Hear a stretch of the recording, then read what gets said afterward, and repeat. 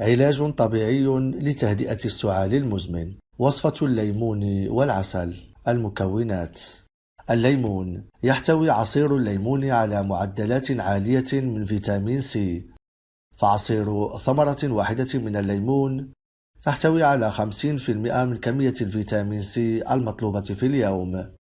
كما يحتوي عصير الليمون أيضا على خواص مضادة للبكتيريا والفيروسات، ويعتقد أن مزيج الفيتامين سي مع الخواص المضادة للميكروبات يجعل الليمون مفيدا للسعال.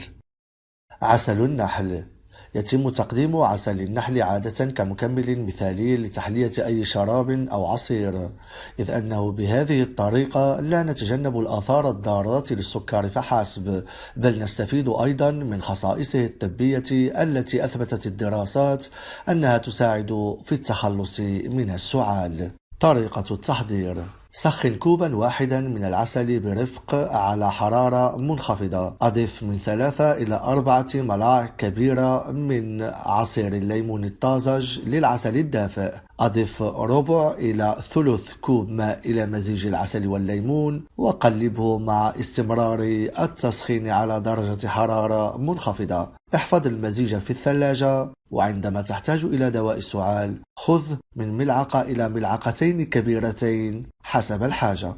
تنبيه: يمنع استخدام العسل في حال كنت تعاني من حساسية حبوب اللقاح، كما يمنع تناول العسل للأطفال تحت سن العام. هناك خطر ضئيل للإصابة بتسمم الرضع من السموم البكتيرية التي توجد أحيانا في العسل، معظمها تشفى كليا، لكن الاحتياط واجب. أتمنى أن يكون قد أعجبكم الموضوع. إلى اللقاء في الفيديو التالي. إلى ذلك الحين دمتم في رعاية الله. إلى اللقاء.